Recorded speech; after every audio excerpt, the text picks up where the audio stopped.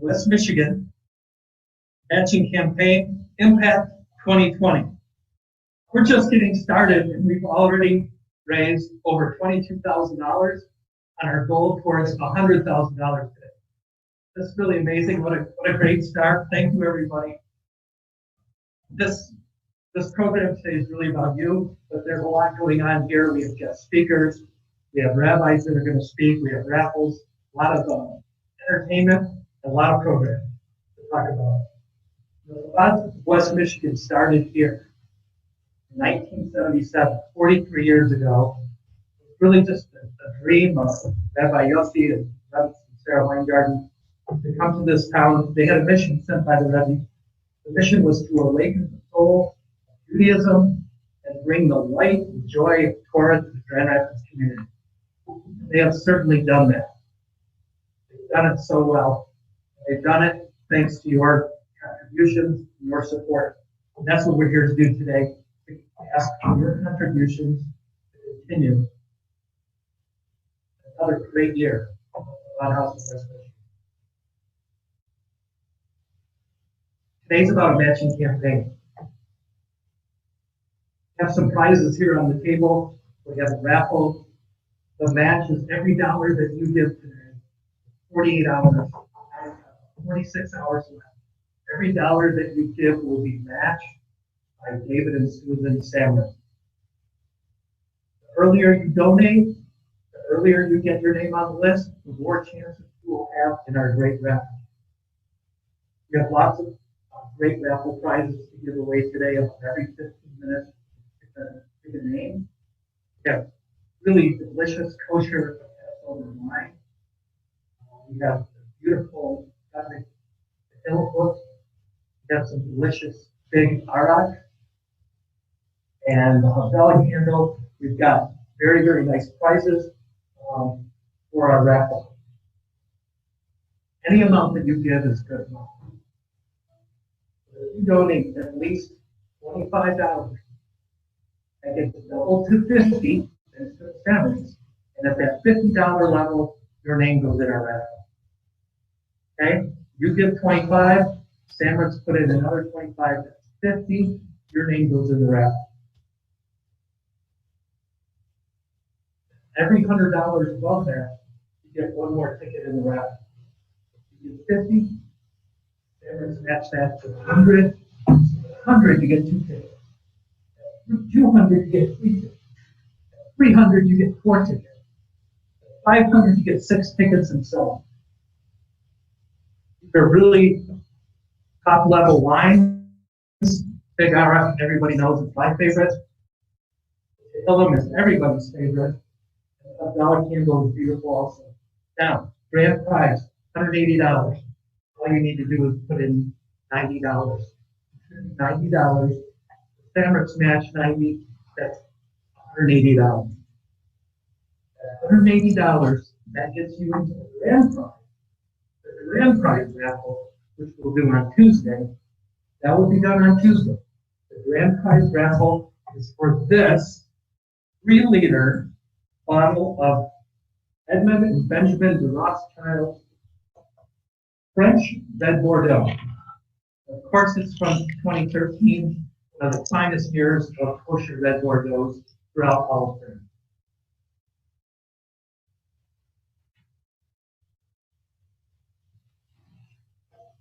Thank you to David and Susan Samrick for really making this all happen today. The matching program, this is the 3rd year that the Samricks have been so generous as to do this matching program.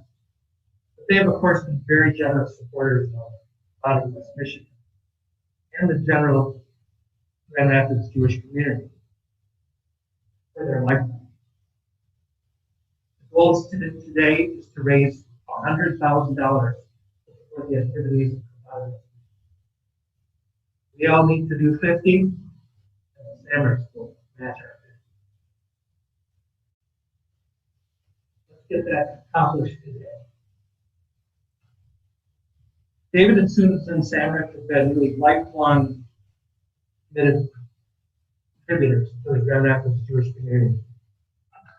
and Chabad of West Michigan since 1977.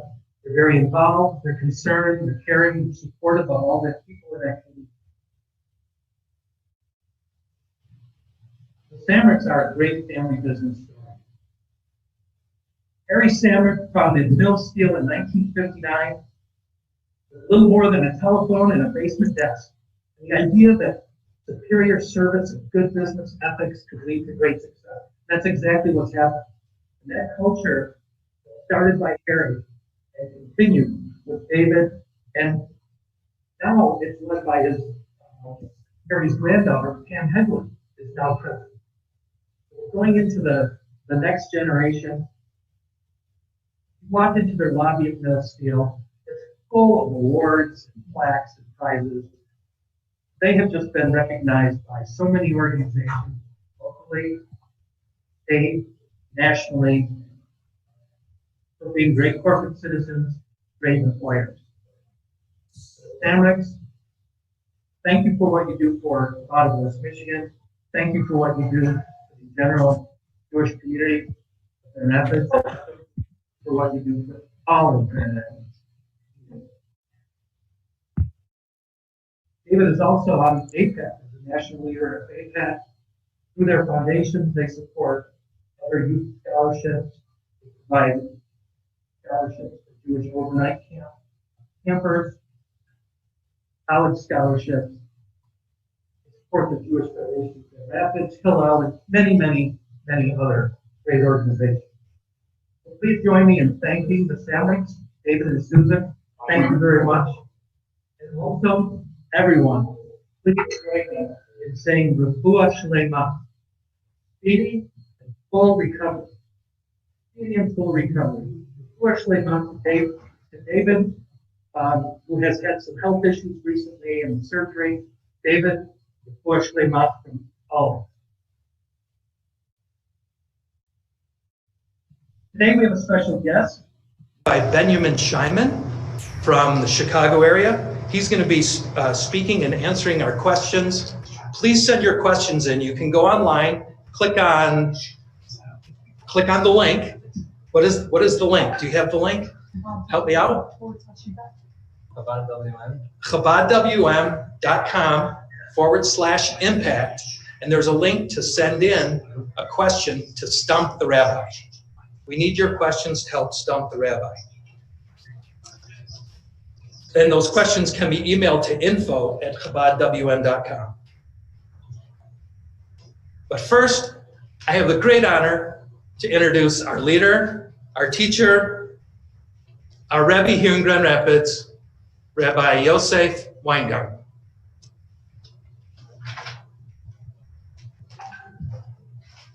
Hi, shalom. Shalom. It is with gratitude to the Almighty that Sarah and I are here today preparing to enter our 44th year in Grand Rapids, Michigan. Looking back, we are amazed to see how much has been accomplished and how many lives have been touched. Whether it's children, teens, adults, or seniors, so many have been impacted in a positive way. None of this could have been accomplished by us alone. It is with Hashem's help and the Rebbe's leadership and our support and your support that we have been able to continue to be able to do our work here and beyond. Today's campaign covers over a quarter of the annual budget. Thank you to you all who gave already and all those that will give. The campaign, which was originally scheduled for March 15th, delayed until today. By divine providence, the beginning of the 3 weeks of mourning period for the destruction of the Holy Temple. This time is not only a period of mourning, but a time of opportunity as well. Our sages teach that tzedakah is great, for it brings close the redemption. As stated in Isaiah chapter 1, verse 27, Tzion b'mishpat tipadeh b'shiveha b'tzedakah. Zion shall be redeemed through justice, and her penitent through tzedakah. In the merit of your generosity, we will bring about peace and harmony to the world, ushering in the era of Mashiach and the rebuilding of the third and final temple. Thank you. I would like to take this opportunity in saying l'chaim for my mom. Today is her yahrzeit. L'chaim, Mom. Thank you for all that you've done for the Chabad house. L'chaim. L'chaim. L'chaim.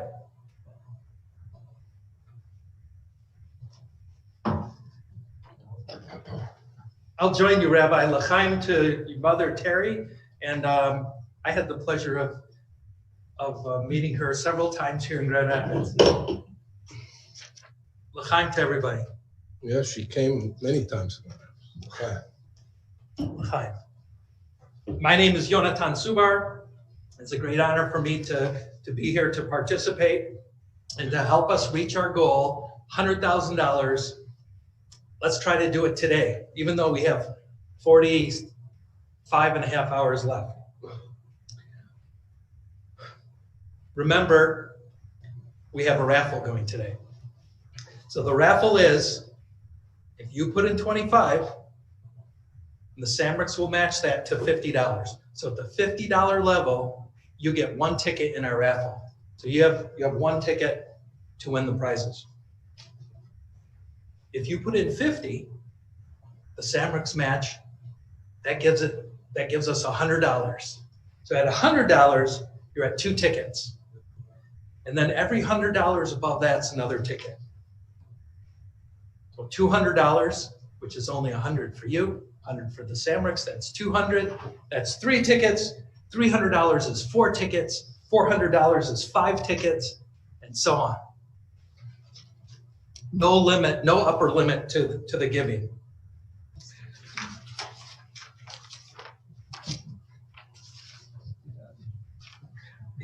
$50,000 is Samrick's limit, but let's get that and do even more. Why are we doing this? We're doing this to help support all the Chabad programs. This has been a challenging year for everybody, of course. But let's take a look back. This last year, with the generous support of you and the entire community, Chabad was able to increase activities by adding Rabbi Sadia and Chani Weingarten to our staff. Since their arrival, they've enhanced the growth of our preschool and spearheaded new programs for the Jewish students on the college campuses. At Grand Valley State University, they now have a Lunch and Learn monthly kosher lunch program. Chabad has put up a welcome table for new students, welcoming new students. There's been one-on-one Torah study classes, Shabbat dinners. Chabad has been a great resource for the growing number of Jewish students at Grand Valley. You can't see Sadia and Chani, but I can. I just want to say thank you. Grand Valley means a lot to this community, and to be able to support the Jewish students there is really a great thing. Chabad has been able to make structural improvements to the property this past year, thanks to your generosity. The parking lot was paved, and the other funds have helped cover the general annual budget of Chabad. We would all like to offer a special thank you to Mrs. Barbara Marcus. Mrs. Marcus' generosity has been really overwhelming and outstanding for all the 44 years of Chabad here in West Michigan. Thanks to her generosity, we were able to repave the entire driveway. If you've been here, you know it's a long entrance. a long exit, and the circular part in front of the house. It's a big area. Mrs. Marcus, thank you so much. And it's always nice to see you when you're attending programs, and we miss your kind and generous husband, Alan Marcus. May his memory be a blessing. There's big plans for this year for growth too at Chabad. This includes expanding the weekly programs for young families in this community, including a new Mommy and Me program.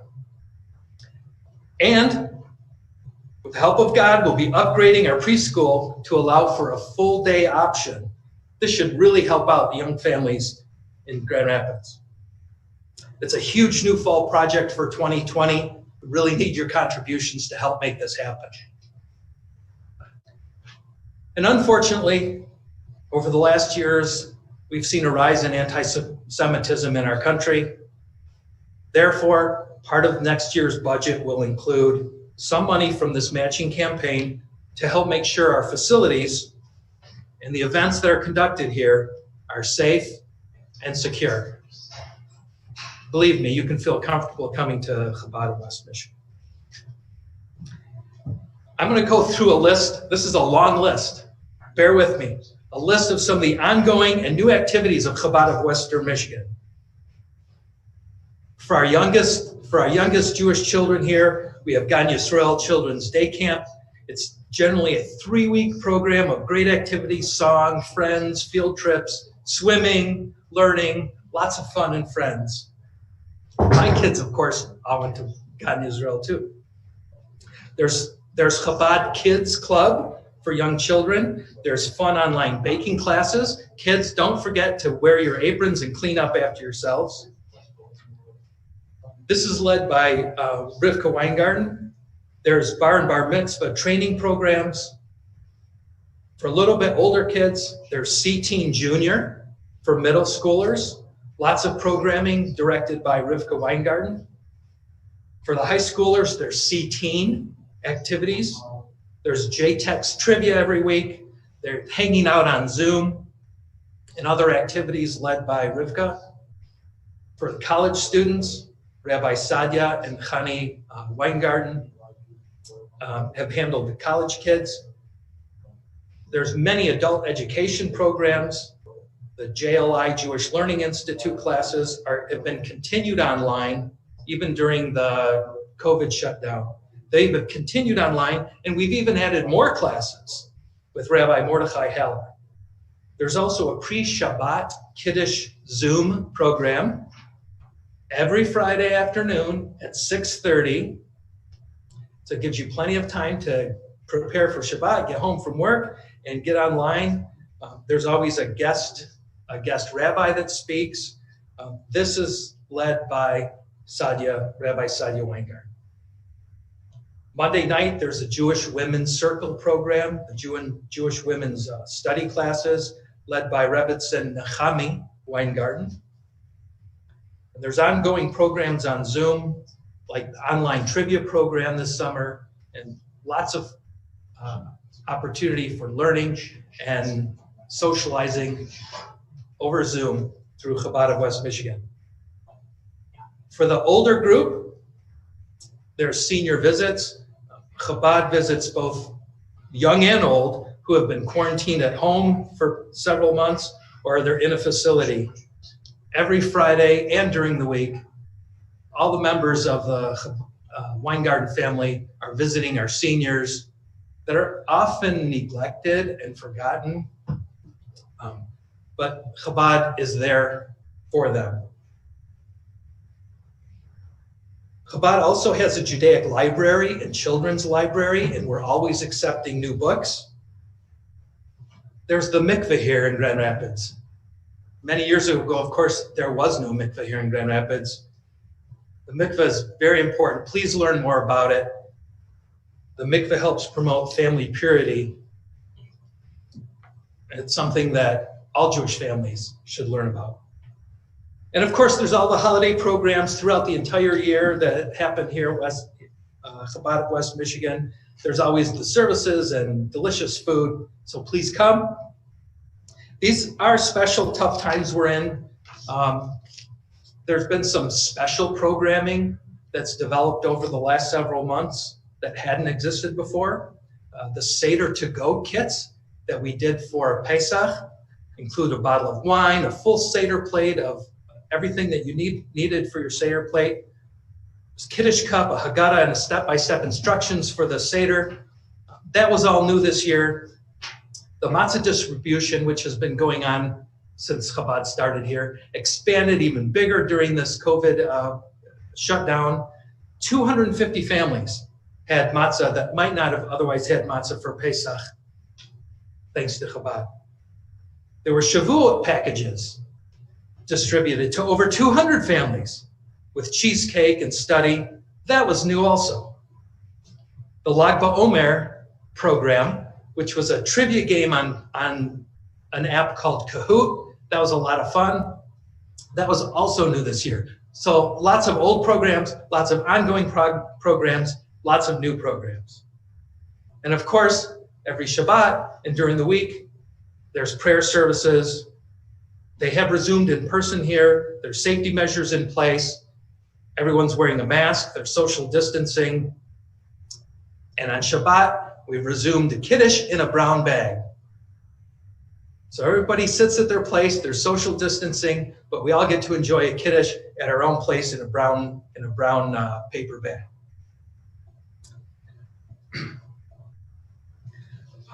Do we have Danielle? Oh, so one of the programs I mentioned was for the kids, and Danielle and Daniel Flamenhoff's daughter Sydney is joining us. She participates in Sea Kids and Camp Gan Israel, and she's going to talk to us about camp. Danielle herself was a Camp Gan Israel alumna and a great Chabad supporter, as are her parents, my good friend Eddie and Paul Miller, and the rest of their family. Sydney. Ready? Okay. What do you want to say? Say hi. Hi. Tell me about what you're saying, Rob. Kids Club. I'm making pizza, learning about Jewish holidays. Camp Gan Izzy.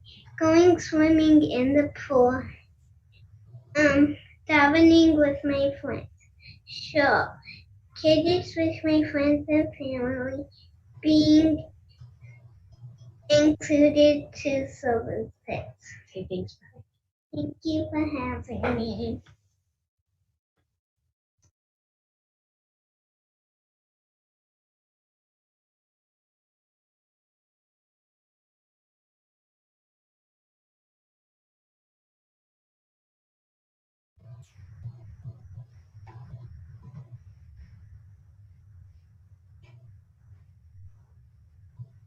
Thank you, Sydney.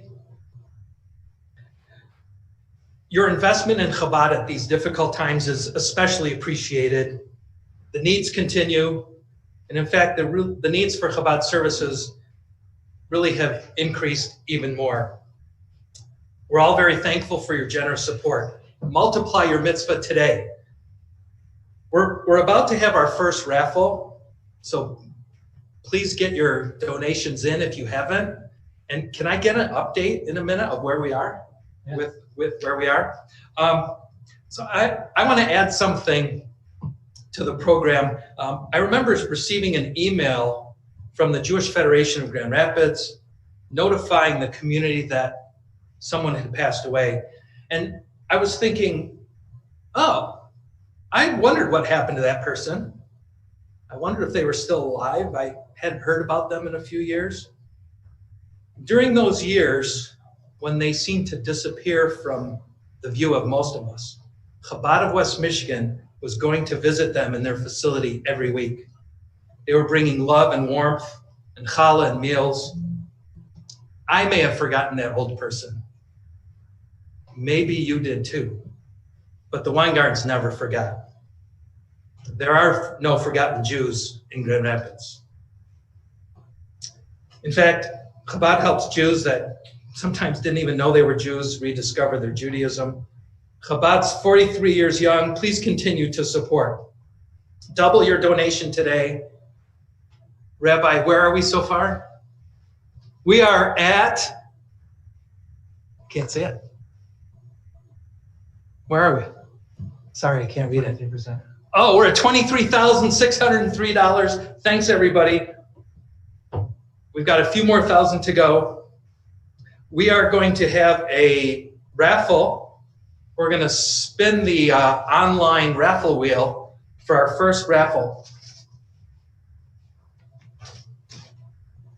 This is for a 2016. That was a very good year in Israel for wine. This is for a Cabernet Sauvignon 2016 Israeli wine, kosher and kosher for Passover. Beautiful bottle of wine.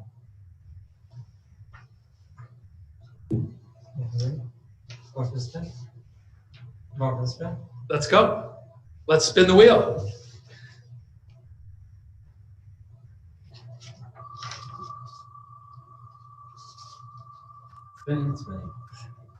Can you hear it spin? It's spinning. And the winner is, of the first bottle of wine, Bluma Herman. Bluma, congratulations. Congratulations, Bluma. Lots more winners to come. Bluma, this bottle of wine will be personally delivered to your home. It's time now to introduce Rabbi BINYAMIN SCHEIMAN. This is our Stump the Rabbi program. If you haven't entered any questions, please send a question in to Stump the Rabbi. Rabbi BINYAMIN SCHEIIMAN is a shaliach and co-director of Chabad Free, F-R-E-E, in Niles and the surrounding suburbs of Chicago. Free stands for Friends of Refugees of Eastern Europe. Personally, I've been to that shul. It was exactly 1 year ago. I was there for Shabbat. I had a beautiful, wonderful experience with the people there. Rabbi SCHEIMAN is also a founder of the HINDA, H-I-N-D-A, HINDA Institute, helping incarcerated people while they're in prison and helping them get integrated back into society and continue to lead successful lives once they leave the institution. His programs help reduce the recidivism rate of going back to prison from over 75% to below 10%. And he's going to tell us all about that. And he's been performing these miracles for over 40 years. If you want to learn more about his program, go to hindahelps.com. hindahelps.com. Rabbi SCHEIMAN, welcome and thank you. I'm so glad to be participating. And I've been friends with the Weingardens, all the different ages for decades now. And I know people in Chicago that have been through the Chabad house there, that lives have been affected. And I think the Chabad house is well known internationally of being a very, very special place. So I'm very happy to be here. Well, welcome, Rabbi. Could you take a few minutes to introduce yourself and introduce your program? And after your introduction, we're going to spin the wheel again for another raffle. Okay. I just had an interesting story that happened to me today. I have a man who just finished serving over 8 years in federal prison and just came out. He is located, he lives a few, maybe less than a mile away from me, and him and his mother were at our back of our deck. We had a brunch for them, social distancing, and with all the safety precautions. And I told this man a story, what was so special about him. And the story goes back to the 1980s. There's an organization I work with called the Aleph Institute. They're based in Florida. And the founder of that Aleph Institute, Rabbi Schollenberg Lipsker, in the 80s was able to convince the federal government to start a furlough program for low security Jewish men to leave the institution on a furlough for 2 or 3 weeks. And the idea is that there's so few Jewish men in the federal prison, and there are not that many rabbis to get around. So the idea of the furlough program was to train these men to go back into their prison and to be the lay leaders. And on one of these trips, the on one of these trips, the highlight of the Shabbat is these men were going to spend the Shabbat in Crown Heights and be by a Fundraiser of the Rebbe. And on Sunday, they would be able to get blessings from the Rebbe. Well, usually in 770, when groups come to visit, there's so many people at the Fundraiser that there are benches that are cleared out, whether it's camp children or college students or senior citizens. So Rabbi Lipska was planning to have a group cleared away for this group of men. Well, before the Rebbe came down at 1:30, Rabbi Lipska was called over by the Rebbe's chief secretary, Rabbi Chadikov, and he said, the Rebbe does not want you to put all the men together in a group, because the Rebbe, being sensitive, didn't want people to stop pointing and say, who are they? Who's that group of people? And he didn't want everybody to start saying, oh, those are the men in prison. Those are the Jewish prisoners. So the Rebbe said, better spread them across the entire room. Nobody should know that they're there. No, they shouldn't get embarrassed.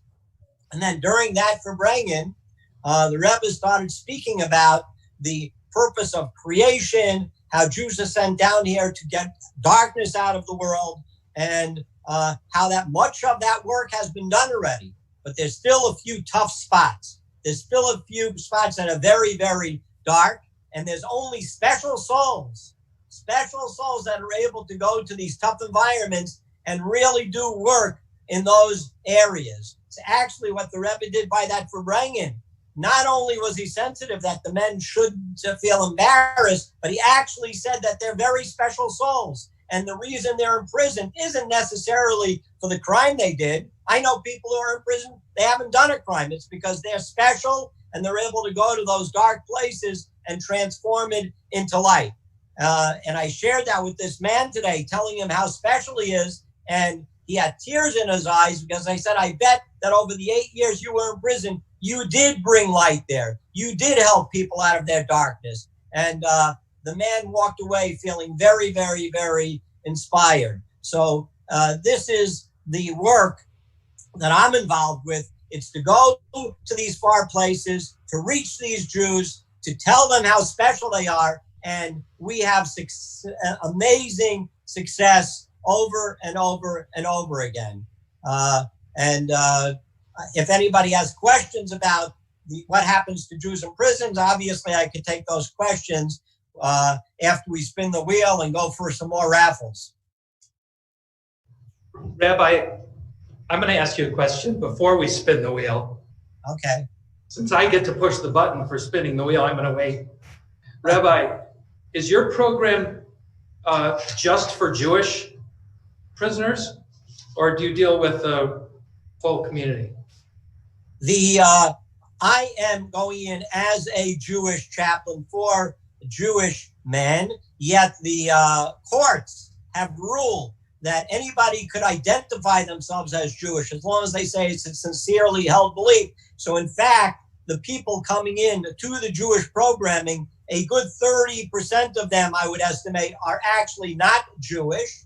Some of them are adopted. Some of them are married to a Jewish woman. Some of them are just seeking a better way of life. So I deal with men that are Jewish and non-Jewish. And in fact, I stay in touch with the non-Jewish men as well the rest of their lives, and teach them how to be good Jewish and how to be good humans by doing the 7 laws of Noah. And it's very inspiring to see how not only the Jews, but even the non-Jews I meet, and that is one of the Rebbe's programs, that's getting the world ready for Mashiach, both Jews and non-Jews as a team working together to become better people. Thank you, Rabbi.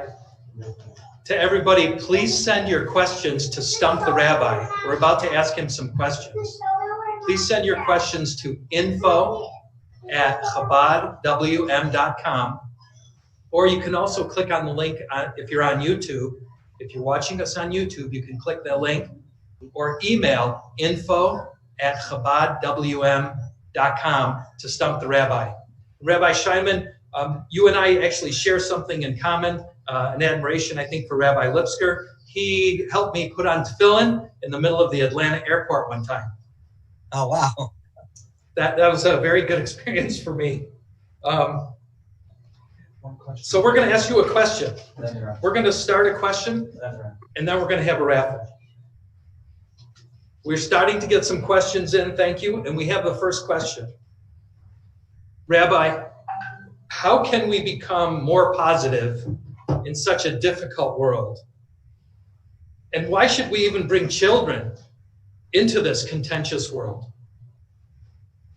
That's actually an excellent question. And being that the people that I am dealing with, they find themselves in such negative, oppressive environments. And I have to answer that question almost every time I enter into a correctional facility. I'm coming to people that are, if you think it's bad in the world with COVID, if you think what's going on politically and the social unrest in America is bad on the street, in prison, it's even worse. And there's some people that have such low self-esteem about themselves. They want to know, can I even, could God even forgive me for what I did? And I have to teach them how to be positive.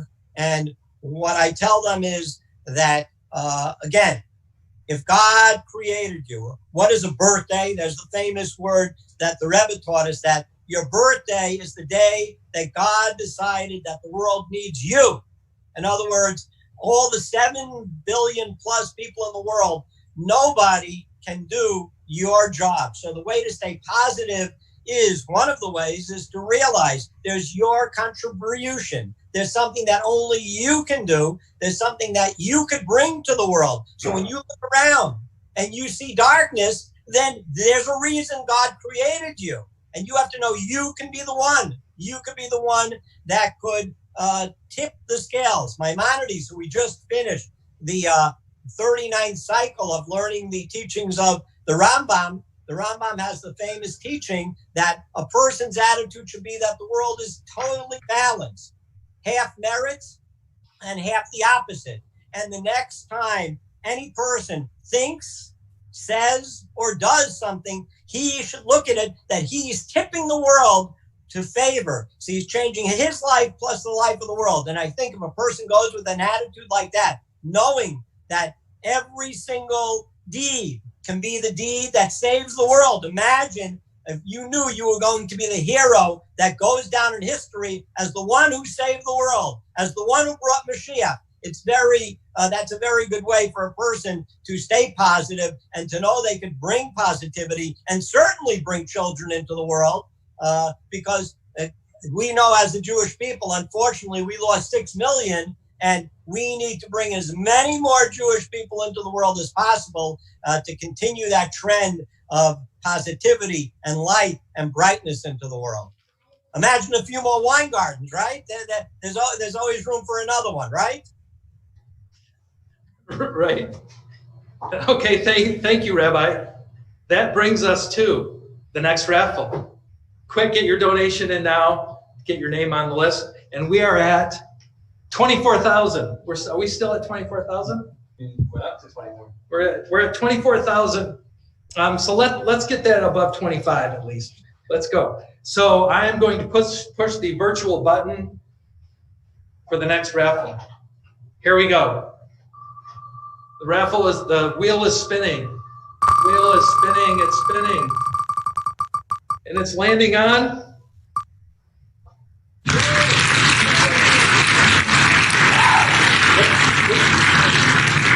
Linda Warshowski.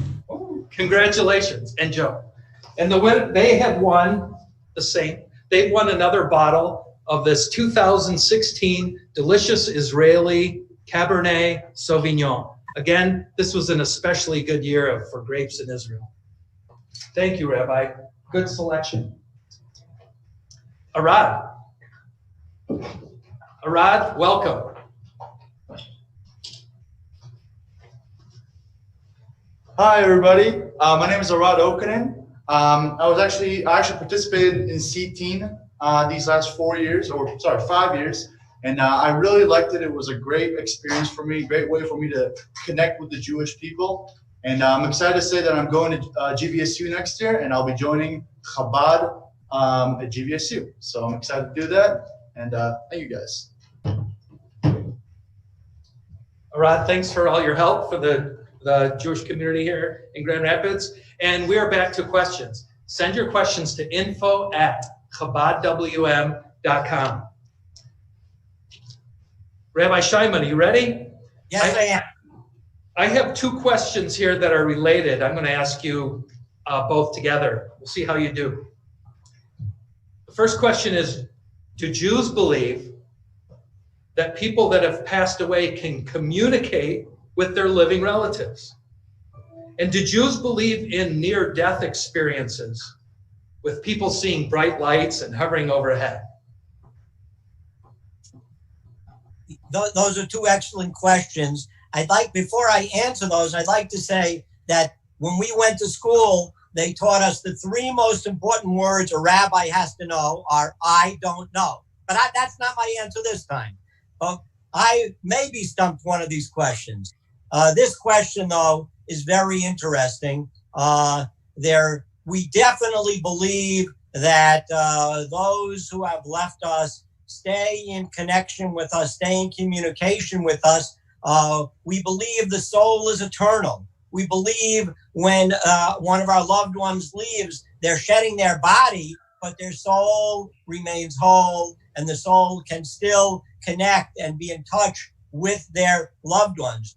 I'll share one story where the third Lubavitcher Rebbe, the Tzemach Tzedek, was apparently used to have communication with his grandfather, the Alter Rebbe. And one time there had been he wasn't having communication for a little bit of a while. It disturbed him.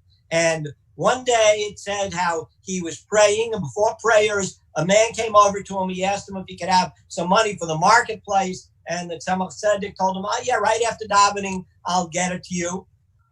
When the man left, he realized, you know what, it's the market day. I better he might need the money right away. So he took off his tallis, he went, he found the Jew, he gave him whatever the small amount of coins it was that he needed. And when he came to come back to prayer, he received the vision from the Alter Rebbe. So definitely there are stories that we know about where people definitely have connections with their loved ones, and there's a connection between them. Now, as far as the second question, there's a college professor, Dr. Brower, who lives in Montreal. And I was once with him at a talk, and he was describing how somebody was doing a research paper to prove that there's no soul, to prove that there's only a body. And the way they did their research is they interviewed all these different people that had near-death experiences, and they all had the same description, the light at the end of the tunnel. And however, everybody described how they felt that they were above themselves and they were able to see what was going on. And this professor that was trying to prove that there is no soul ended up from his research saying that proves there is a soul. That because there was who was watching, who was up there, what was the entity up there watching below. So definitely that is also not only that Dr. Brower says those experiences actually were used now to prove definitively that there's not just the body, but there is the soul, and that's that entity that is remembering and knowing that whole experience that took place. Thank you, Rabbi. Is there something lesser about those of us that have not had these communications with our deceased relatives? Is there something what? Lesser about those of us that have not had this experience? I don't think so. That story with the Tzemach Tzedek, he was a very holy, righteous man. I will tell you, I only had this experience one time. A number of years ago, 8-9 years ago, I lost my first wife. That Hinda Institute is named after my first wife of blessed memory. And I've had no communication with her except for one time. One time I was still a widower. I was not remarried, and my youngest daughter became engaged. And I am almost certain that that she was present with me in the room, that I felt her presence that night. And I took it as an approval of the daughter getting married. And also she was saying, you know what? Now you're married off your kid. It's time for you to get remarried. So I definitely had, but I don't think there's any lesser. I think it's probably quite rare. Although it does happen, I don't think it, so I don't think somebody should think lesser if they haven't had that communication. Thank you, Rabbi. Next question. If Hashem provides, then why do we need to work? That is an excellent question. It says there's this question in the that's brought down. We know on Rosh Hashanah, Hashem decides how much each person is going to get, all the blessings they're going to get during the year. However, each day we still say in our prayers, we ask God again to provide for us. So if it's already been decided Rosh Hashanah, then why do every day do we repeat that request? So one of the answers that is given is that yes, God does decide on Rosh Hashanah when who gets into the book of life, who will have life. Along the way, though, that flow of positivity or sustenance, it has to go through checkpoints along the way. It has to go through border crossings to get down to you. And so each day there's a rejudgment. Are you fit for that day? You know, if you have $100,000 coming to you, you could go 3 months without making any money. You weren't fit. That stuff is reserved for you in a trust account. If it doesn't make it down to you, you'll get it later on in life. God wants us, it says in the beginning of creation, God wants us to work for 6 days. He does want us to put effort in. So there is a command to work. However, we have to know our work is merely going through the actions, that the blessing is from God. And God would like us to put the effort in, and then we know not to get all hung up on the efforts we're doing, thinking that we are so smart and our scheming and our handling and doing things, we are so smart. That's what's making us rich. We always have to know the blessing comes from God, but God wants us to work. Man was made to toil. That's how we go into the world. That's how we communicate. That's how we have a connection with the world, and we take things of the world and utilize them out for good things. We refine them and we use them for the proper ways, and then we can be honest in business, and we can fulfill many commandments by being involved in doing the work. Thank you, Rabbi. You're welcome. I have another question. Imagine that. Can you share some more lessons from your experiences of your prison visitations? Yes, I'm thinking about one person in particular, or actually two different types of people. I have, again, obviously there's many levels, but to divide it into two groups, I have one set of men and women that always seem to have a kick me sign on them. And whatever's going on in prison, this one's picking on me, that one's picking on me, I'm getting in trouble there, getting in trouble there. And I have another set of people that just seem to be, just walk around proudly and experience no issues even while they're in the prison environment. And what do I attribute that to? I have one man that he actually, at least as far as I could tell legally, he was set up and he ended up serving a 35-year sentence. That's 17 and a half years for something he absolutely did not do. But he was such a believing Jew. He didn't go around with his head hung low. He went into the prison as a proud Jew. He was respected by every other inmate of every type of color and race. He was respected by each staff member. He was respected by the administration because he had good self-esteem. He was not a prisoner. He was a proud Jew. He walked with his head held up high, and people sort of said, leave. I ever see those people say, he really means it? Yeah, he is the guy. He's one of those people who really meant it, and everybody could see it, the sincerity, the truthfulness. So I always share this type of experience with the other men I see is, if they see that you're for real, if they see you really mean it, you will be able to achieve. Then I have other groups of men that come in and their ideas, they're so bitter that they got caught. They broke, the 11th commandment, thou shalt not get caught.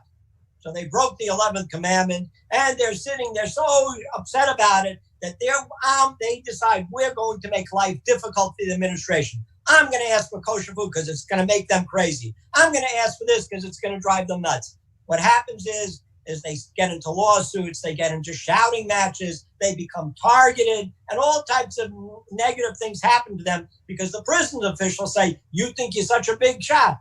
We're going to teach you a lesson. We're going to humble you. So I found that, yes, there is anti-Semitism in prison.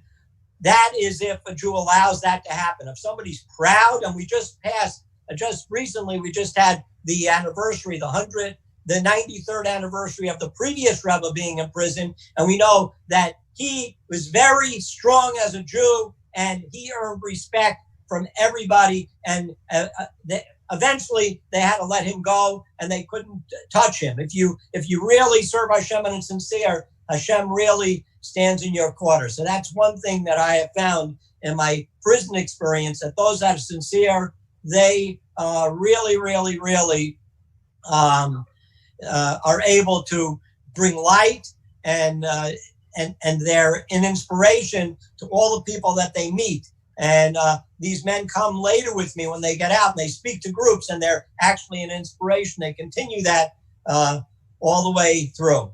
And I have other experiences, but if time permits, I can tell some more later. We have more questions, Rabbi. Thank you. But first, I have the great pleasure to announce to everybody that we have surpassed the $25,000 mark.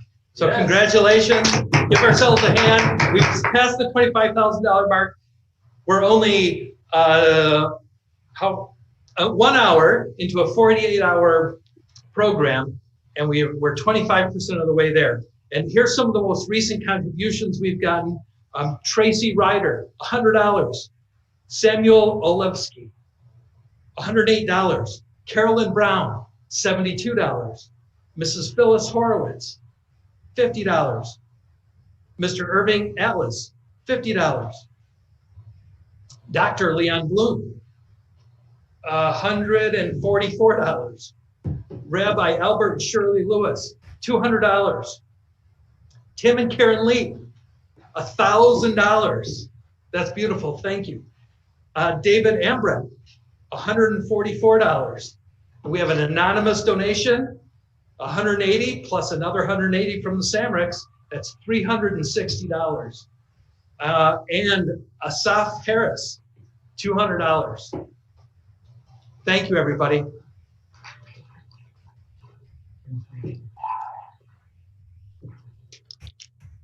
Our third raffle is going to be drawn, and that is for this really beautiful, I hope you can see this.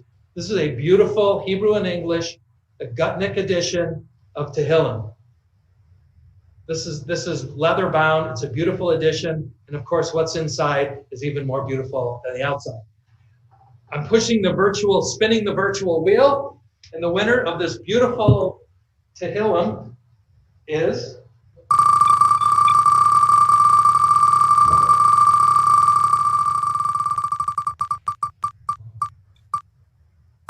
the winner is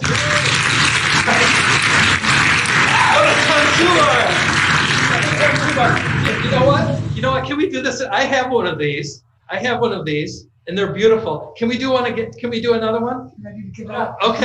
Okay. Let's do another one.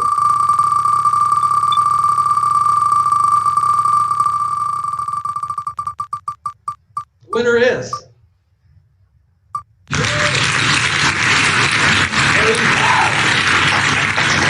congratulations, Terry. I promise you'll like it. Congratulations. And should we do another bottle of wine? Let's do it. Okay, let's do another bottle of wine. We are going to do this beautiful Psagot. Hope I said it right. This is a beautiful 2014 Cabernet Sauvignon from Israel. Isn't this beautiful? I'm spinning the virtual wheel.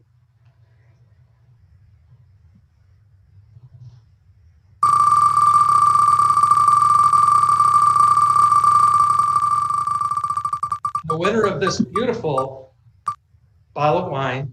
Congratulations. David, congratulations. This will be personally delivered to you. Congratulations and thank you. Back to Rabbi SCHEIMAN. Rabbi, we have more questions. Please send your questions into info@chabadwm.com. Send your questions. I do have a question here, and the question is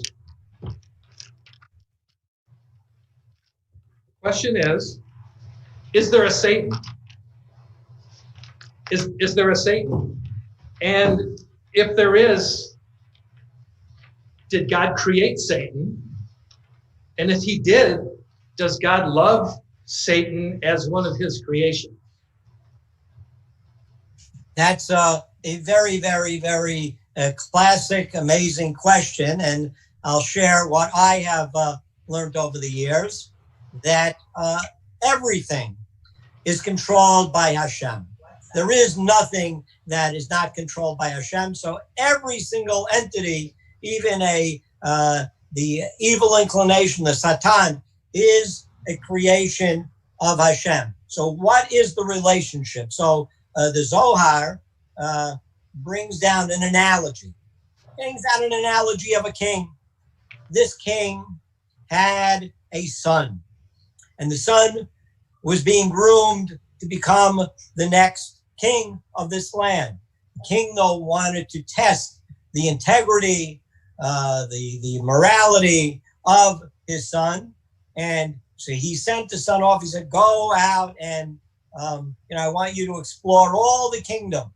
And when his son left, the king summoned a woman into his chambers, and he said, "I would like to give you a job." "What's the job, king?" "I would like you to do your best to seduce my son and get him in an uncompromising situation. But I don't want you to skimp on the makeup or the clothing. You have an unlimited budget. You can make yourself as seductive as possible. I want my son really to pass this test with flying colors." And he sends this woman off. Now, the woman is hired by the king. The woman and the king both want the son to succeed. However, this woman has to do her best to do what she can do to seduce the son. And so this analogy is God and the Jewish people, our soul is sent down here, and then the Satan, the evil inclination, is there to try to trap us. Like many of the men that I meet, they have undercover agents go online and go into chat groups and try to get them to do improper things, and then they arrest them. So the Satan is also undercover agent, trying to trap people, trying to do sneaky things. However, ultimately, the God, the Satan, everybody wants the soul, everybody wants the person to succeed, not to fail. So yes, God loves the Satan. God wants the Satan to do a great job, do the best he can, and the Satan is only carrying out the will of God. Eventually, when we live in the world of Mashiach and redemption, and there will be no longer the need for the Satan to do that work anymore, the Satan will just be a good boy, I guess. But he's just doing a job. Oh, great answer. Thank you, Rabbi. You're welcome. Send your questions into info@chabadwm.com. And here's one that's come in. Rabbi, how do you give an innate sense of purpose to an inmate?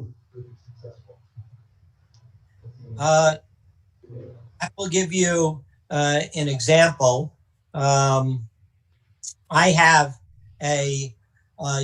one of the first people I ever met, believe it or not, was only 16 when they committed the crime of first-degree murder. And unfortunately, the victim was another Jew. Very serious. You can't get worse than that, I don't believe. And when I met this person, how am I going to give that person a sense of meaning? How am I going to? And one of the ways I knew there was hope is that this young man actually asked, "Can I be forgiven for this?" will God ever forgive me? Will he ever let me back in? And I assured him that everything, even the worst sin, can be forgiven. And he started studying, he started learning, and this young man was so sure he had purpose in life and he was going to redeem himself and he was going to change his life when he was sentenced at 16. So he was only a juvenile, but it was such a serious crime, he got sentenced as an adult.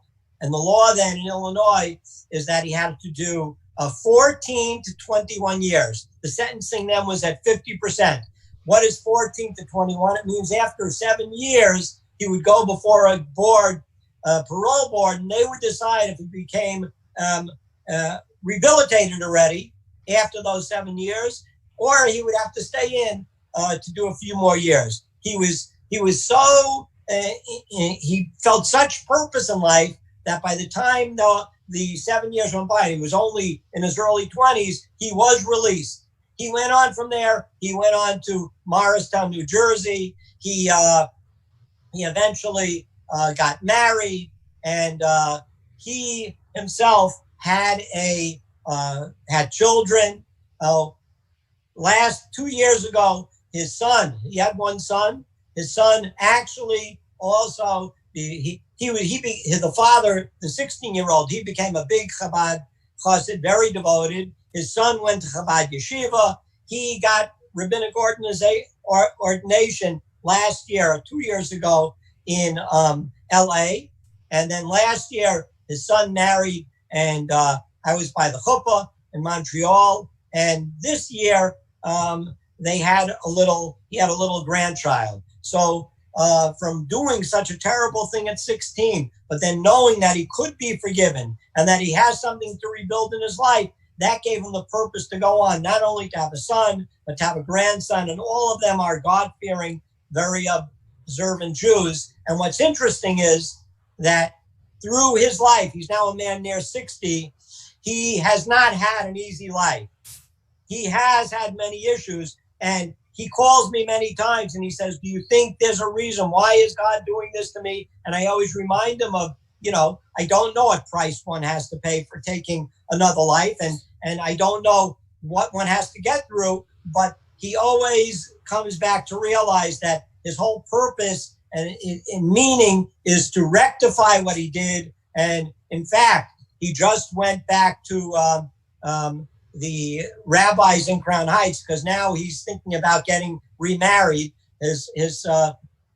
He's been divorced for about 10 years, and he wanted to know if he should get remarried. And it's interesting that when he spoke to the rabbis, they said that, number one, if he does get remarried at this stage in his life, he doesn't need to tell whoever's going to marry him anything about what he did when he was 16. So much time has gone by, but he was still suffering from daily nightmares from the whole event and being locked up. And the senior rabbis told him that he needs to learn it's time. God certainly forgave him. He needs to forgive himself. So he's been working this for years and for decades. And I speak to him every single week. This week, I just asked him if the nightmares have gone away. And he says, yes, they have subsided, and it is getting better. And he has learned to come to peace with himself. So he's finally, it's taken decades, but that's a heavy crime. But every person has purpose and has meaning, and no matter what they've done, I just picked the most heavy case I have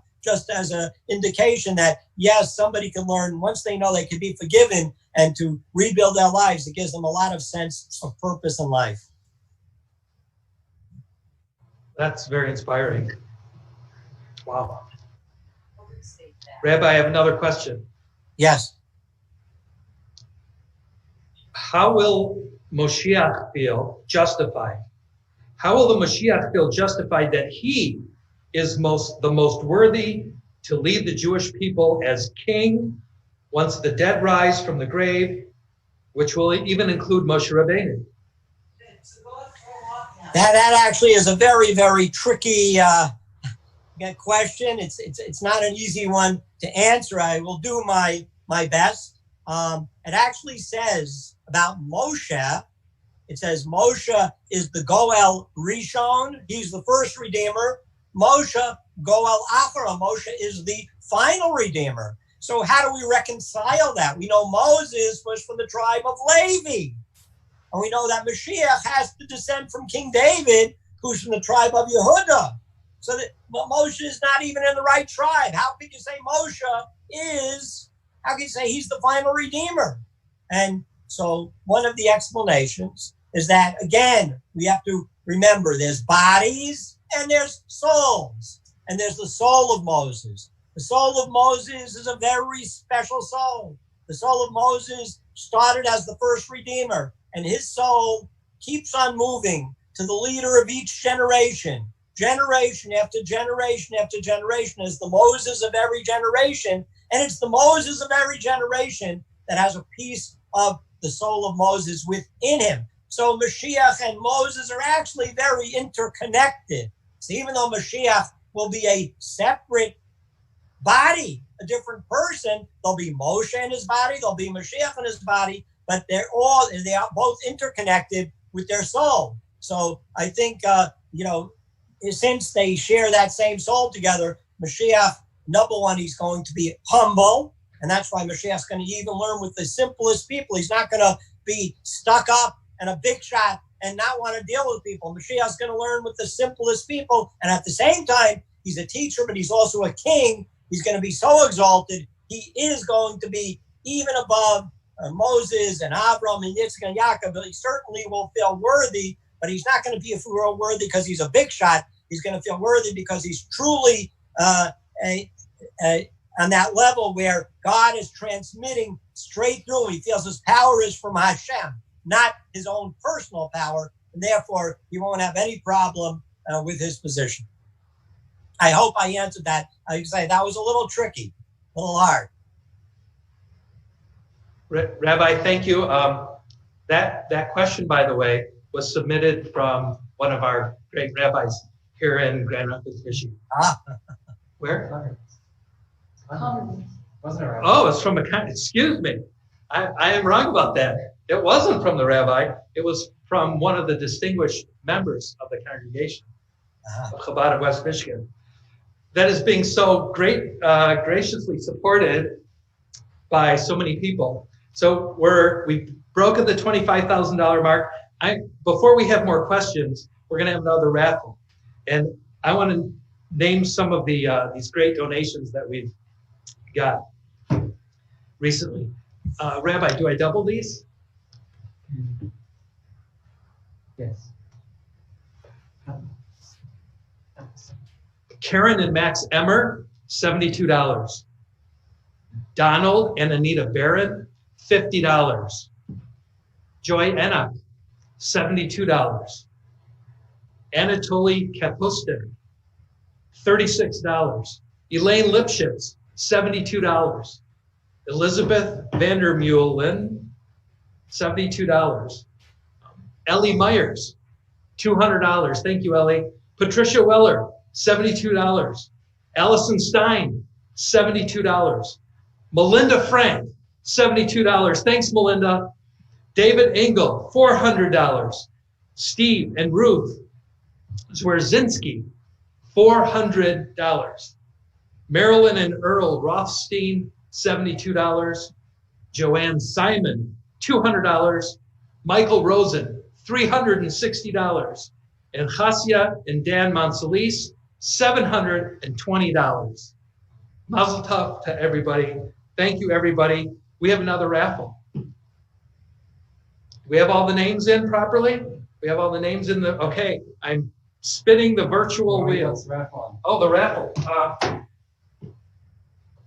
Okay, this is, everybody knows that this is my favorite. This is Fig Arak, American-made Fig Arak.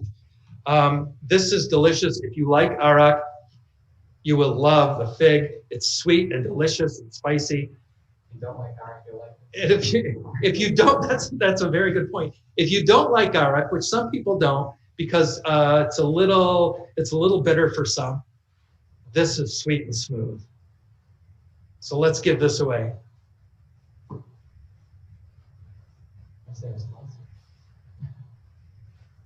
This bottle right here was brought to Grand Rapids, Michigan from Chicago.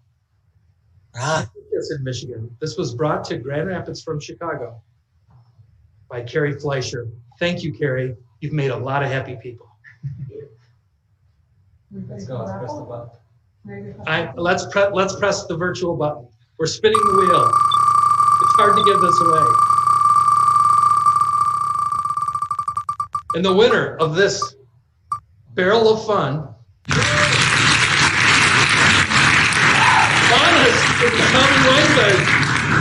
this is not going to last very long. Congratulations, Manas and Nechami. For bringing at the wine gardens. Okay, do we have time for more questions? Okay, excellent. Okay, Rabbi, is Rabbi SCHEIMAN Yes. here and with us? Okay, great. Thank you, Rabbi. Okay, Rabbi. According to Judaism, is there such a thing as a beshert? Does each person have only one? And how do you know if you've met your beshert? What is a shidduch? And is that how you get a beshert? Lots of questions rolled into one. That is a very, very personal question that I could speak to. I can give twice as much marriage advice because I've been married twice. I did have the sad circumstance to lose my first wife, and I had the happy occasion to be blessed with another beautiful wife. And so this question about is there a bashert? Is there only one? Can you have more than one? I could speak to that directly. And every year I study, in between Passover and Shavuot, I study the tractate of Sota. And there, right in the beginning, almost the beginning, it speaks about two quotes that we have. One quote is that God, since he created the world, what is he doing? He is matching up people. And for God, it's as hard to match up people as hard as the splitting of the Red Sea, which that sounds like a very hard thing. So in the Gemara, there's a question. It says, wait a second. What are you talking about? It's hard. There's another statement that says 40 days before a person is born, there's a voice that goes out from heaven and says, this one is marrying that one. That sounds very easy. So what do you mean it's as hard as the splitting of the Red Sea? So why do the rabbis answer? Like only rabbis can answer? One is for the first and one is for the second marriage. So that when you are born, a person there's a soul that's split into two.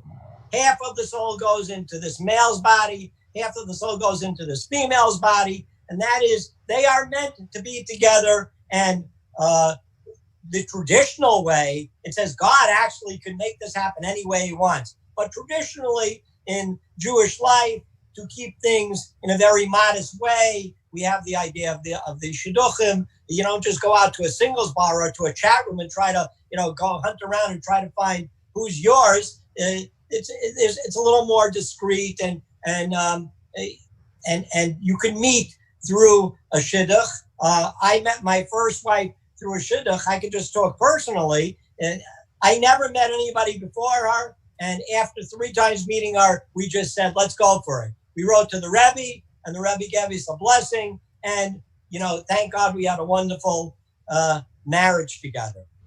Now, what about, how did I find my second wife? That was a whole different story. Because again, that is where it's as hard as splitting the Red Sea. So there is, I was a widower for a long time, more than 5 years. And what happened was, I decided that if it says for the second match, it's according to your deeds. You get what you put into it.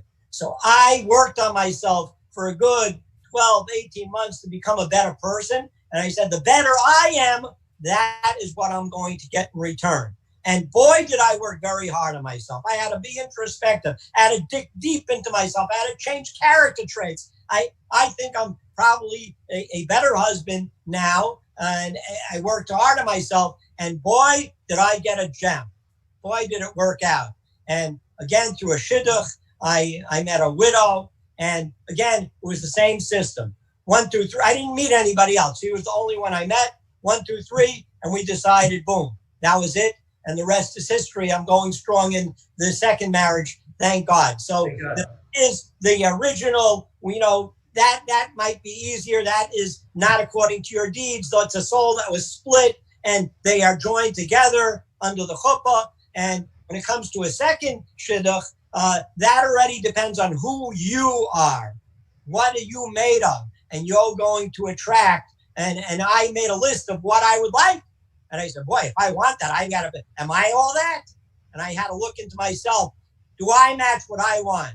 And thank God, I think I did. So I don't know if it answers the whole question, but that's on a personal level what happened with myself.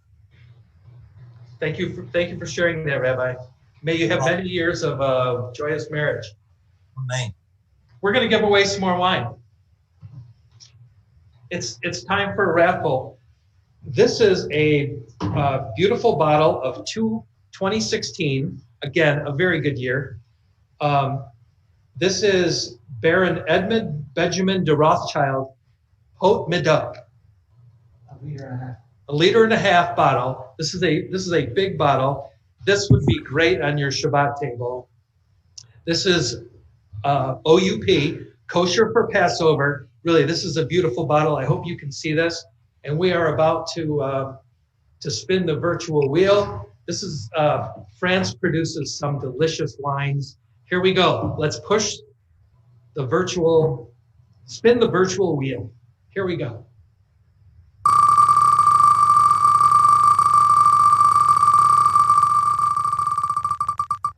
The winner is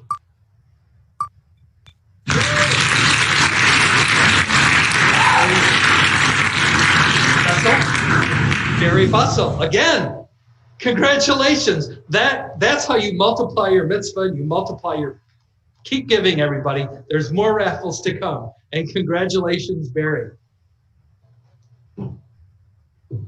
Okay. We have one more raffle for today. That's the Havdalah candle. Congratulations. Let's see. Barry Bussell. We have one more for today, but first I'm going to ask the rabbi another question. Okay, Rabbi, we know that all the animals that existed in the world went on Noah's Ark. But there's animals that we know that only are found in very specific places in the world, like very south part of South America or in the Arctic Circle. How did those animals get on the ark? That again is a very, very excellent question. I cannot tell you that I was there on the spot to give you a live report of how it happened.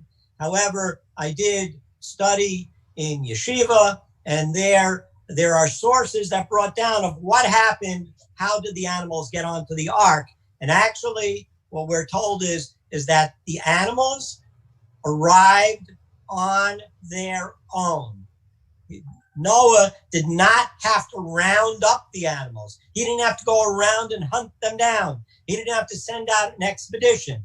God Almighty, remember, it was only special animals that went on because most of the animals got destroyed, just like the rest of humanity. Only two of two, and the kosher animals 7. So that's not a lot of animals. And these animals were programmed, I guess they were, just like you have your virtual wheel, you're pushing the raffle wheel and it spins around. God pushed a button on Zoom and boom, those animals were activated to walk all from wherever they were in the world, and they walked onto the ark. So that is what I have learned from the holy sources. And so it was a much easier process. It wasn't that Noah had to round them up. They came on their own. Rabbi, here's another question. If anybody else has questions, email info@chabadwn.com. Info@chabadwn.com. Rabbi, if I keep Shabbat Friday night, but the next day I don't keep Shabbat, is it as if I never kept Shabbat at all? And if I fast for Yom Kippur until the afternoon and then take a drink of water, is it as if I never fasted at all? This is a really, really key question for many people that are growing in their Judaism. And for instance, with the people that I meet inside facilities, correctional facilities, and are trying to work their way back to their Jewish roots, they have these questions all the time. They said, Rabbi, I can't do all this. It's so much. And there's an element and there's a key to when one is growing to get closer to Hashem. Every change, incremental change, every extra moment somebody does. So if somebody Friday night, they light the candles and they keep the whole Friday night, and they did that all sincerely, and they did it to the best of their ability. And the next day they're not ready for that. They didn't get to that yet. The first part they did has value. It's not as if you didn't keep, when you were keeping Shabbos, you were keeping it. You didn't keep it the whole way. You didn't keep it the whole way. As long as a person knows they have to improve and they're growing. So I guess it depends on the attitude of the person. If the person truly and sincerely would love to fast the whole Yom Kippur, they'd love to keep the whole Shabbat, and they are growing into it. They're moving. They know what the final product is. They're not deluding themselves into thinking, I'm keeping by Shabbos by not keeping the whole thing, or I'm fasting by not fasting. That would be fooling oneself. But if one sincerely wants to do the whole thing and their evil inclination or circumstances come about that they just can't get to do the whole thing, but they really did their best, and they're trying and they're moving forward, then there is value. And that, in fact, is how we all grow. We could all ask ourselves the whole question. We don't have to fool anybody. None of us here is perfect, and everybody does as many mitzvahs. The negative things you do don't cancel out the positives. The positive stands on its own. Thank you, Rabbi. We have another question. It's not the last question, maybe, but it may be the ultimate question. Why did Hashem create the world? Why did Hashem create the world is obviously the ultimate question. And as you can imagine, there's so many different opinions of the rabbis and the Kabbalists of what the different reasons may be. And as a Chabad chassid, studying the teachings of the Rebbe and his predecessors, ultimately what is written down in Hasidic philosophy is God had a desire. What was this desire? The desire was to have a dwelling place in the very lowest place, to turn that, to make that holy, to make that godly. And therefore God created all the higher worlds and went lower and lower and lower till he came to our physical world that we live in. And this world where we have all this turmoil going on. This is the place where God wants us to transform to a place where he can live. And therefore, when I came to Chicago and I discovered that there were Jews that were incarcerated, that were in prisons, knowing that this is the ultimate purpose of creation, I said, you know what I want to do? I want to drive to a super maximum security prison. What could be lower in the world than a super maximum security prison? 400 miles from any civilization. That's far away physically. It's low, it's far. And in there, in order to get to a super maximum security prison, you got to do something pretty serious. So I'm visiting a Jew who's done something which has brought him to the lowest spot. And to go into that environment and to reach that Jew, reach into his soul, I feel that is the whole purpose of creation. To go to the lowest spots, the darkest spots, and the furthest spots. And over there, that is why God created the world. God created it to get to the furthest spot, the darkest spot, and there to bring out godliness. Make that place shine. That's what it's all about.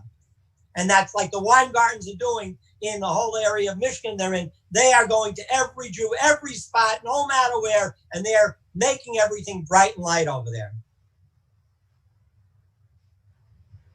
Thank you, Rabbi. You're welcome. Okay. Rabbi, for today at least, that not only is the ultimate question, but that will be our last question for you. On behalf of the whole Grand Rapids Jewish community and the Chabad of West Michigan community, I want to thank you very much for what you do for other Jews and for helping us today and participating in this great fundraiser. We're already over $25,000. So Rabbi BINYAMIN SCHEIMAN, good luck in all your works. Good health to you, and thank you very much for what you've done for our program today. Thank you. My pleasure. And may you go beyond your goal. May you go way beyond what your goal is. Amen. Thank you, Rabbi. You're welcome. We are, in fact, 34%. So we're over $34,000 on our path to $100,000. Thank you for everybody. Here's some more people that have contributed today. These are some of the names that have just come in. Michael Duell, $360. Bruce Stein, $400. Alicia Connensberg, $40. Mr. and Mrs. Paul Stein, $500. We have an anonymous contribution for $56. Thank you. Rochelle Najmi, $360. Barney Weitzman, Barney, $200. Thank you. Debrusha Libra, $288. Michael Haley, $180. Chris and Doug Siegel, $100. Tim Fischel, $72. Michael Silverstein, $72. Robert Lebke, $50. Chana Simon, $500. David Weingarten, $300. Rabbi Shalom and Rachel Smith, $36.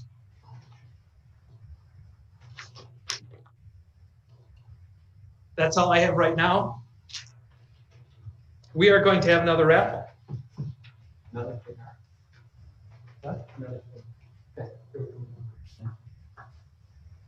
Another Fig Arak. Okay, we have another bottle of Fig Arak. It's no easier the second time to give away, but we're going to give this one away. Again, my favorite. Ready? Let's spin the wheel.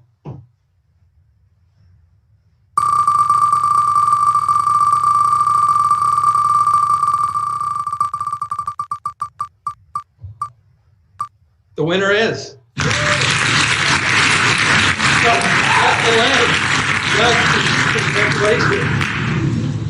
If you need any help, you know where to go, Doug. Congratulations, Doug, and thank you for your generosity. Okay, ready for Havdalah candle? Okay.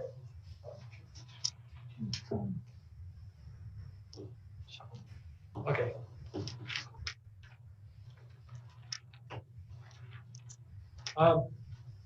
We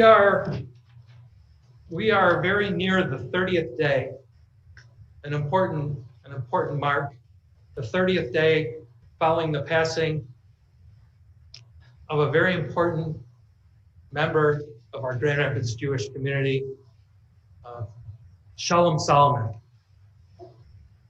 Shalom Solomon was a very important part of Grand Rapids Chabad. There have been some other tributes to Shalom on Zoom, and it was very interesting to me to see that there were people from all over the country and people of all ages, older than Shalom, much younger than Shalom, that everybody had a story to tell. Shalom used to tell me about my own family, my grandparents, and great uncles and aunts and people that he knew and he was close to, and he knew better than me. And Shalom was a righteous person, helped so many people in so many ways. And what I learned most from Shalom, besides a few good jokes, but what I learned most about Shalom was his humility. And we read in the Torah how Moses was the most humble person ever. But Shalom was probably pretty darn close. And Rabbi, is anyone else going to say anything about Shalom? Or no? No. Not today? Okay. So I guess I have the honor of asking everybody to remember Shalom Mordechai ben Raful David, and may his neshama have aliyah. And we really miss you, Shalom. We miss you.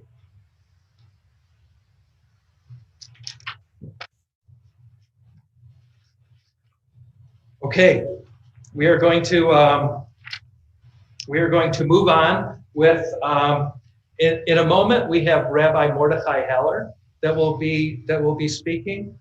In the meantime, I'm going to give away another prize. I'm going to give away this beautiful. This is the biggest Havdalah candle I've ever seen. This is really a beautiful Havdalah candle. If you haven't been having a Havdalah service in your home on Friday night, on Saturday nights, you should. It's a beautiful part of differentiating between the mundane of the week and the holiness, the beauty of Shabbat. And the candle is a beautiful part of that. So let's spin the dial.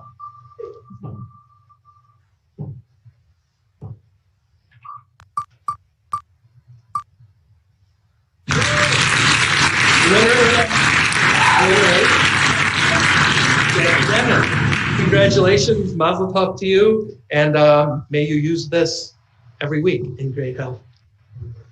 Congratulations.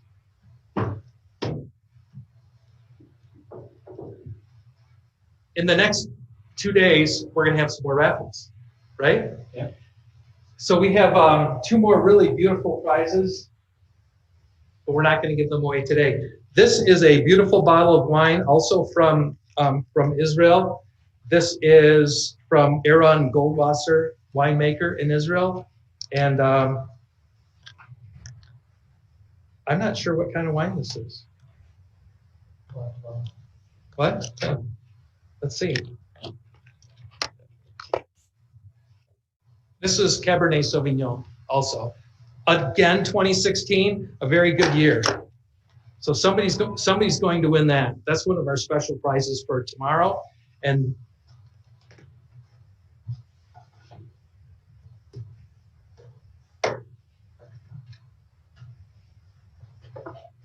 Tuesday at noon, we are giving away a 3-liter bottle of Haut Medoc 2013. This is the biggest bottle of wine I've ever seen and held. And this is a red Bordeaux from France. So those of you who know wine, now's your chance to get some extra tickets in the raffle to win this Kosher bottle from Baron Edmund and Benjamin Rothschild. This is our grand prize. And to enter this, you have to be at 9. You have to give 90. The Samricks match 90. That's $180. So 180 is the magic number.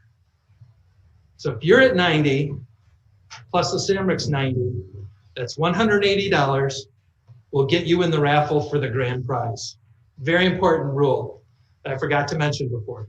So $180, you're in the grand prize raffle for this beautiful 3-liter bottle of wine.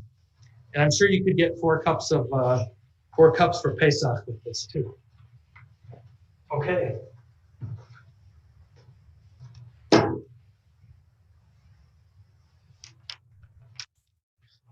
help finish out our program today, I have the honor of introducing Rabbi Mordechai Heller. Jews have a custom that when they finish studying a section of the Torah or Talmud, to have a celebration. And these are often conducted all over the world at the same time by Jews all over the world are celebrating. And we have the opportunity today to have Rabbi Heller talk about the finishing of a study of Maimonides, Mishnah Torah. Rabbi, welcome. Thank you very much, Jonathan. Good. Hi. Good. So, Mazel Tov, for those who have completed the Rambam. Maimonides was very famous. They say about him, it says, if you go to his tombstone, it says, Moshe Leikom Kamoshe, from the original Moses to Moses, there was no one like him. That's something very tremendous. Something very interesting idea. Yeah.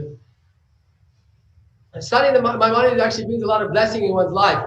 One of the interesting things we actually see, actually someone told me once that they had a lot of debt. They had a lot of debt. The Rabbi said when they catch up their Maimonides, and they fill up that debt, then all the debt will be taken care of. And I've met many people who they told me that they had a lot of challenging, a lot of debt, and a lot of problems that they didn't know how to get out. And once they took on to study the Maimonides, and they took it on seriously, the life became a lot smoother. So let's learn a little bit about Rambam, who he was. And he's very famous. Maimonides is very famous. What do you know him as? Everyone knows Rambam. Yeah, he was a teacher. He was a Jewish leader. He was a rabbi. He was obviously a physician too. Yeah, he had to become out of necessity. He became a physician, and he's still today. He's very famous. There are many things which are named after him. For example, there's a hospital, hospitals, Maimonides, you have schools, you have, there was on stamps at certain times. So he's a very famous personality, and he has many different works. Some people are more familiar with his medical works, some are more familiar with his Jewish works, halachic works. He has an explanation on the Mishnayos. But his magnum opus that he wrote is the Mishnah Torah. And let's just to give you an inkling what it is, he writes, he has an introduction, and that's what we're studying these days. He writes that the Rambam, that Torah, God gave Moshe the Torah. Yeah, he gave him the Torah. And when he gave him, we opened the Torah scroll. That was dictated by God, letter by letter, word by word. But then God also explained to Moshe how to do all the mitzvahs. Like it says in the Torah, you should put the tefillin. It says on your hand, which hand, where on the hand, what should be written in it. All of these details are not in the Torah. If you read the Torah, you won't know what tefillin look like. You should write them as a sign on your doorpost. What kind of mezuzah would we have if you just read the Shema? So but this was all Hashem told Moshe all the details, but Moshe had to keep it as an oral Torah. He passed it down orally to Joshua, who passed it down to the next generation. It was all oral. Until finally you have Rabbeinu HaKodesh, Rabbi Yehuda HaNassi, that the Mishnah, he wrote it down. Then after you had the Talmud, because to explain the intricacies of the Mishnah, etc. And Maimonides says, by the time I came around, it's there. It's between the Mishnah and the Talmud and the Medrash. It's all there, but it's very difficult for the average person to be able to say, okay, now, so what am I meant to do practically as a Jew? It's there, the language, and it's spread out. So therefore he said, I'm going to put together a book. And this book, you have the 5 books of Moses, and you have my book, and you should be able to know what to do. So he goes through the entire Torah, all of the halachos, all of the details. That's the idea of the book of Maimonides. And one other interesting thing is that he writes in his book that this is kakaton kagadol. This is for the greatest sages and for the simplest Jew. Now, throughout the generations, it was more the sages' book. You studied the Talmud. Okay, now let's see how Maimonides interpreted this piece. But that's not what he wrote it. You could just read it simply. And that's one of the great things of this idea that we study the Rambam. You could just read it and see it, and everyone can gain a lot from it. Let's just one other book that he did. It actually was the introduction to this book. It was the book Sefer HaMitzvahs. Because you read it 1 second. If I want to make a book explaining the details of the mitzvahs, first we have to clarify what are the mitzvahs. So like we've been discussing the past few days, davening. Just after davening, we go through the mitzvahs. Thank you to Sadia for instituting that based on the Rebbe's idea, which we'll get to in a second. What? It's about a year. Okay, so we make actually a very personal theme here. Very good. So just a little introduction to what this book is about. Maimonides says it's known that there's 613 mitzvahs. That says clear in the Talmud, and we mentioned that there's 248 positive, 365 negative, and there's a concept that there's 248 limbs, that every limb in the body is saying, be connected to God through me, through doing a mitzvah with me. 365 corresponds to the days of the year, the solar year, that every mitzvah is saying, be connected to Hashem, refrain from doing an avera on me. So there's a concept, but the thing is, it wasn't clear exactly what you count as mitzvah and what you don't. So that's why he decided, he wrote a book of which are the mitzvahs. Now these days, like for example, this morning we let some of the principles, what makes something a mitzvah, what counts. Like for example, we said if something is very general, you should observe my mitzvahs, keep my covenant. That's not so it has to be a specific directive to be a mitzvah. One of them we said, sometimes it's a positive and a negative. Keep the Shabbos, rest on Shabbos, and do not work. So even though they kind of, they're one thing, but they're actually two separate mitzvahs. Another we said, one of the things that sometimes you have one mitzvah, and then there's an explanation for the mitzvah in the Torah. The explanation is not a separate mitzvah. Or sometimes there's a mitzvah, we said, like there's a mitzvah and then there's categories. Like we said, a certain individual, you have to bring an offering, the korban. But if you're poor, then you can bring a lesser korban. And if you're even more poor, you can bring a birds. Instead of birds, it can be flour. But that idea, so that's not, he said that's not a separate mitzvah. So there's different principles. Like one of the other principles we learned today, that if it applied in the desert, that's not a mitzvah, because that was how they had to come to the desert. It's not something that applies to all the generations. The reason I'm doing it because that's actually the mitzvahs of today. These are the principles of today. Right. So let's get to the Rebbe instituted. It's 1984. The Rebbe instituted a cycle of people studying the Rambam. It was actually, they would be completing the first year. The first cycle was completed on the birthday of Maimonides, his 850th birthday in 1985. So there are 3 cycles. Just in short, one cycle is if you study 3 chapters a day, you read 3 chapters, then within just under a year, you'll complete the entire 14 books of the Mishnah Torah. There's another cycle. If 3 chapters a day, it does take let's say 45 minutes. It takes a decent amount of time. So you can study 1 chapter a day. And if that is, but the Rebbe wanted also that there should be all Jewish people, that everyone can do it, and even children, and even people who don't have any. That's the idea that he said. Okay, so you can study the Sefer HaMitzvahs.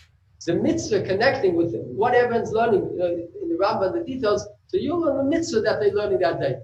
Sometimes it could be just one mitzvah, because sometimes one mitzvah can have a lot of details, like Shabbos is many. Or sometimes there's a few mitzvahs because there's a lot of. So that's the idea. So there are the 3 cycles, the 3 options, and some of the reasons were brought down. One of the things is one of the main reasons. It says unity amongst Jewish people. We all united. We need unity. Unity is tremendously powerful, but one of the mitzvahs that the Rambam brings unity. Well, by studying Torah, we're united. Why are we united when we study Torah? So on a simple level, you can say that spiritually, we're all connected. We're all studying the same thing. That's true. We're all studying the same Torah portion. But also, when we're all studying it, then also, it comes Shabbos, so we can discuss it. Oh, this is, it also physically, on a practical level, we're studying the same thing. So we have what to talk about. And even if I disagree with you, but the fact is, Torah brings us that we speak about it, it brings us together, it unites us. And another very important thing about the study of the Rambam is that the Rambam goes through the whole Torah. There's an obligation actually for every Jew to go through the whole Torah, to study it. So it's difficult to go through the whole Torah, but the Maimonides is a much simpler way of doing it. Okay, so you're going through just the Rambam. At least you cover it, at least all the halachas of the Torah, at least all the mitzvahs. In a certain way, you've been through, the whole aspect of the Torah. So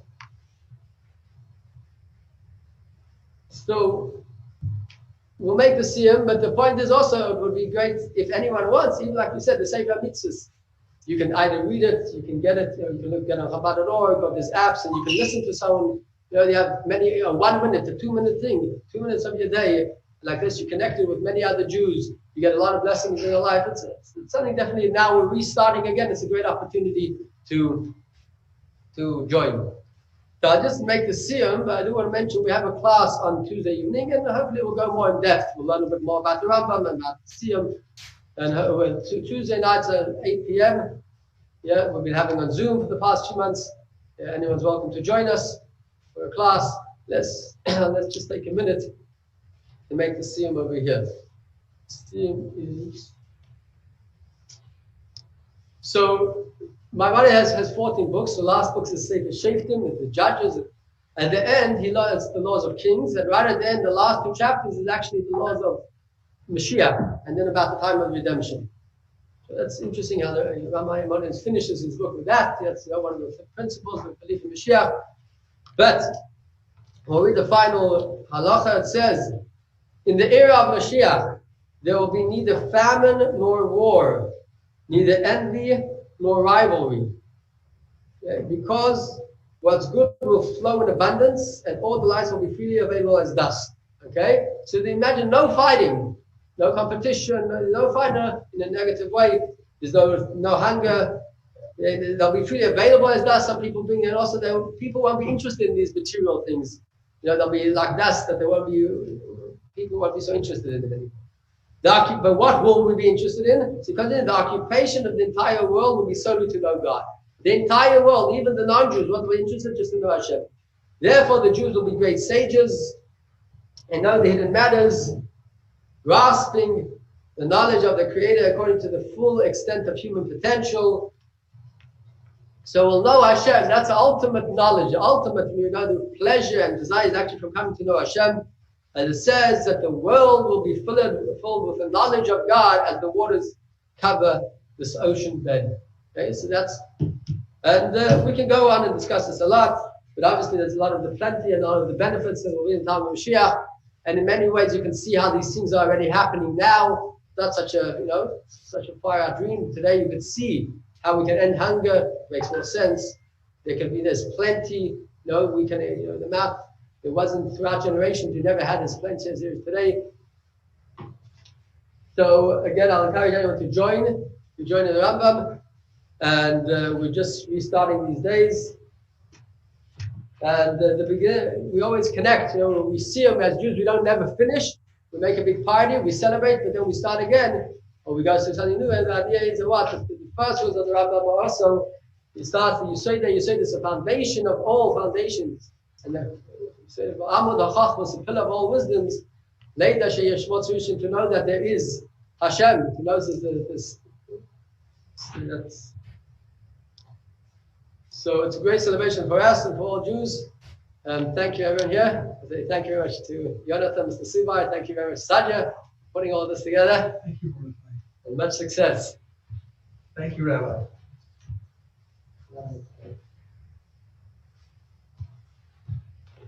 We're wrapping up here. I want to say personally to everybody that has donated so far, and there's lots of time, so you can tell your friends, tell your relatives to give more.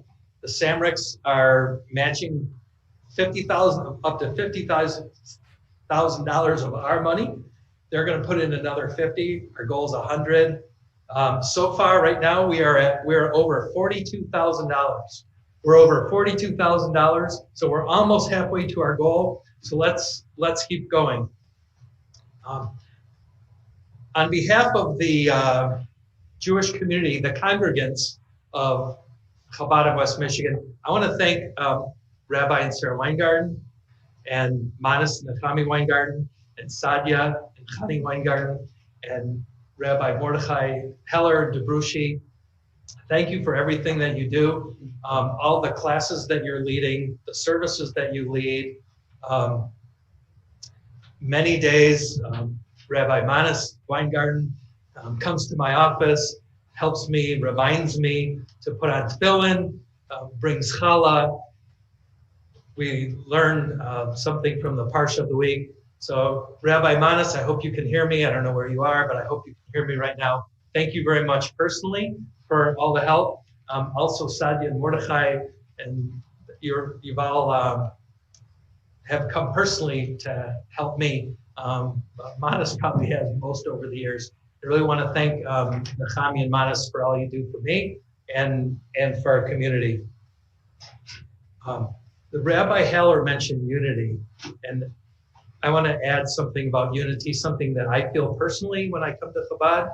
There's people here that are very learned, studying yeshiva, and there's people here that never studied yeshiva, barely, if at all, went to Hebrew school, and are just beginning to feel some interest in their Judaism. And when I come to Chabad, I feel a unity with all of those people.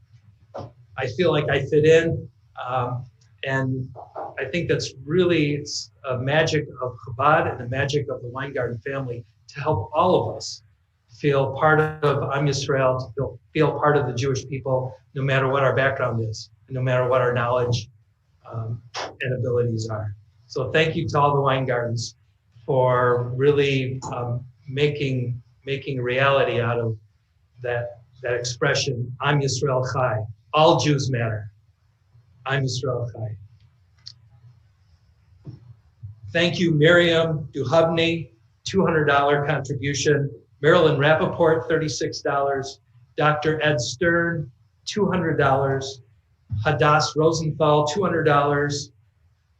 Judy Subar, in memory of Jerry Subar, who taught his family to be charitable, $6,000. Helen Brinkman, $200. Sylvia Belfer, $72.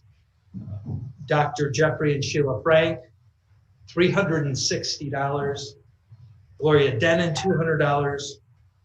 Mitchell Raddick, $500.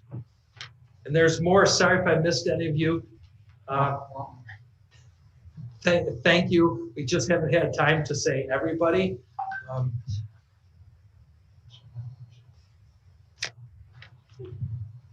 Wow, this is a great way to end this.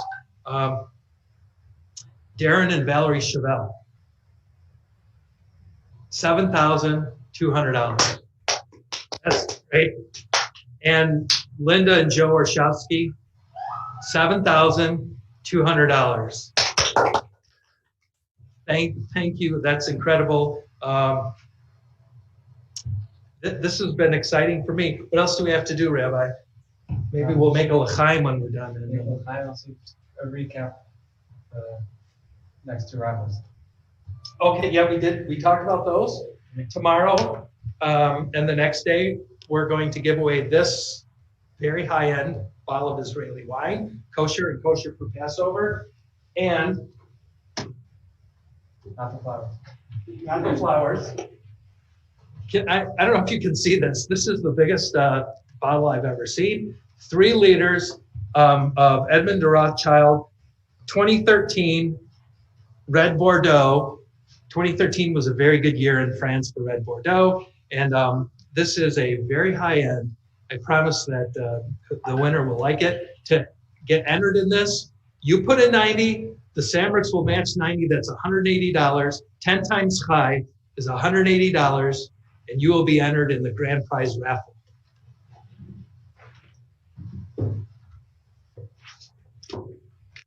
And with your contributions, all the work and all the different activities and all the learning for children, seniors, adults, and this whole community, for all of us, all this work will continue. Thanks to Chabad of West Michigan. And thanks to all of you.